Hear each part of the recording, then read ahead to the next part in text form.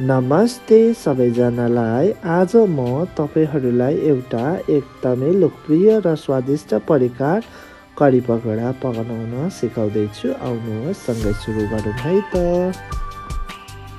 त्यो बनाउनको लागि हामीलाई चाहिन्छ करी पत्ता, प्याज, सर्सो, अदुवा लसुन काटेको, बेसन, कसुरी मेथी, बेसार, दही र यी सबै सामानहरू हामीलाई आज बनाउनको लागि चाहिने सामग्रीहरू हो। ल अब हामी करी पकौडा बनाउन सुरु गर्नुपर्छ। यो सब सामान चाहिँ आजको यो मुख्य चिजहरू हो। सुरुमा हामी करी बनाउँछौँ। सुरुमा हामी दही लिन्छौँ र दहीमा हामी बेसन हाल्नेछौँ र त्यसपछि यसलाई मजाले मिक्स गर्नुपर्छ र मिक्स मजाले गरिसकेपछि हामी पानी हाल्दै यसलाई मिक्स गर्नुपर्ने हुन्छ र यसलाई एउटा लिक्विड जस्तो फर्ममा ल्याउनु पर्ने हुन्छ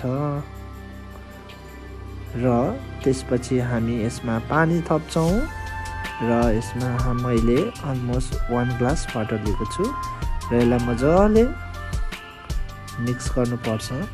मजाले मिक्स गरेर यसलाई एउटा पातलो एउटा घोल जस्तो बनाउनु पर्छ पानीको र त्यसपछि म यसमाथि बेसार लाग्दैछु र बेसारले चाहिँ हामीलाई एउटा राम्रो कलर प्लस राम्रो फ्लेभर पनि दिन्छ। सो बेसार हालिकन यसलाई मजाले मिक्स गर्ने, कन्टिन्युस यसलाई मिक्स गरेर 2-3 मिनटसम्म मजाले मिक्स गर्ने र यसलाई अझै बाक्लो भयो भने पानी थपेर अझै यसलाई पातलो बनाउनुपर्छ, किनभने यो पाक्दै गएपछि बाक्लो हुँदै आउँछ। सो त्यस कारण गर्दाखेरि हामीले चाहिँ सुरुमा यसलाई एकदमै पातलो बनाउनु पर्ने हुन्छ। अहिले चाहिँ एकदम बाक्लो देखिरहेछ र यसमाथि म पानी थप्दै यसलाई म एकदमै पातलो बनाउँछु। जब यो मजाले पाक्दै जान्छ त्यसपछि एकदमै बाक्लो हुँदै जान्छ। अब हामी यसमाथि नुन थप्नेछौँ, किनभने नुन हालेन भने यसको टेस्टै आउँदैन। त्यस कारणले गर्दा अब हामी यसमा नुन हाले पनि मजाले एकचोटि मिक्स गर्छौँ र त्यसपछि हामी बनाउने छौँ पकौडा। पकौडा बनाउनको लागि मैले लिएको छु प्याज, धनियाँ, पुदिना, कसुरी मेथी र धुलो खोर्सानी र नुन लिएको छु र त्यसमाथिबाट हामीले बेसन हाल्नेछौँ। बेसन हालेर अब हामी मजाले यसलाई पानी लाएर मिक्स गर्नेछौँ र फाइनल हाम्रो यस्तो देखिन्छ। यो चाहिँ हाम्रो पानी लाएर मिक्स गरेपछि चाहिँ हाम्रो पकौडाको ब्याटर चाहिँ यस्तो हुन्छ र अब हामी अलिअलि गर्दै यसलाई हामी पकौडा बनाउनेछौँ र अहिले चाहिँ मैले कराईमा तेल लगाइसकेको छु र मैले चाहिँ यसलाई एकदमै मिडियम हिटमा यसलाई चाहिँ मैले अब कराई राखेको छु। अब यो चाहिँ अलमोस्ट तातिसकेको छ र अब म 1 बाई 1 गर्दै यसमा पकौडा हाल्नेछु र तपाईँहरूले चाहिँ पकौडा जत्रो साइजको बनाउँदा पनि हुन्छ र मैले चाहिँ मिडियम साइजको पकौडा मिडियम हिटमा मैले चाहिँ यो पकौडा बनाउँदैछु र ग्यासको हिट चाहिँ एकदमै मिडियममा हुनुपर्छ। हाई हिटमा गर्दाखेरि चाहिँ छिटै डढ्ने चान्सेस धेरै हुन्छ र भित्रबाट काँचै हुन्छ।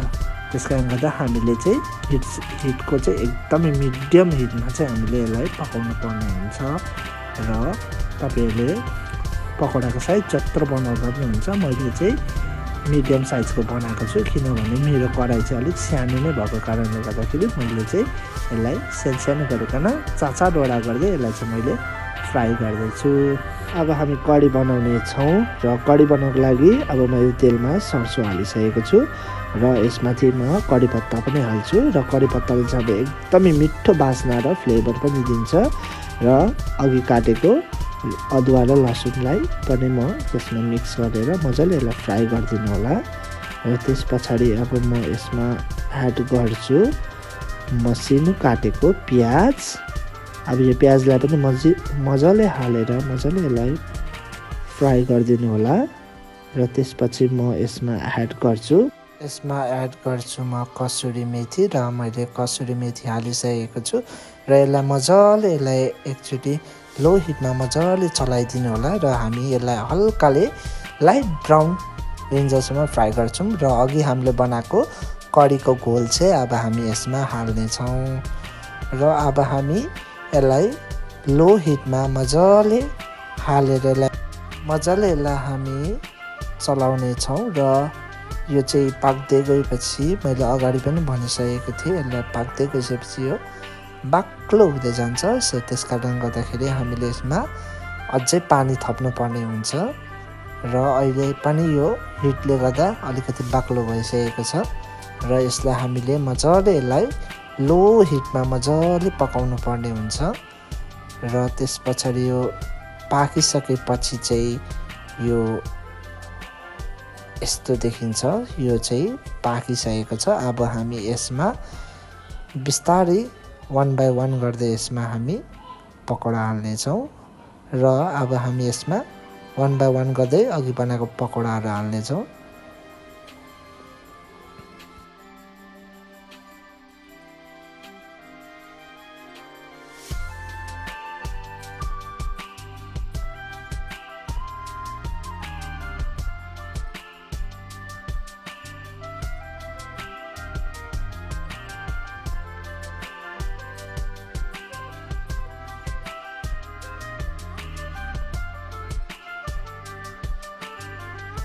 र यो चाहिँ हामीले अहिले यसको लागि तड्का बनाएको र तेलमा चाहिँ मैले यसमा थोरै धोला खोर्सानी लाएर यसलाई चाहिँ मैले तड्का दिइसकेको छु र फाइनली हाम्रो कढी पकौडा चाहिँ रेडी भएर चाहिँ यसलाई मैले जिरा राइससँग प्रेजेन्ट गरेको छु हल्काले सालेड साइडमा र यसलाई चाहिँ मैले यसरी प्लेटिङ गरेको छु।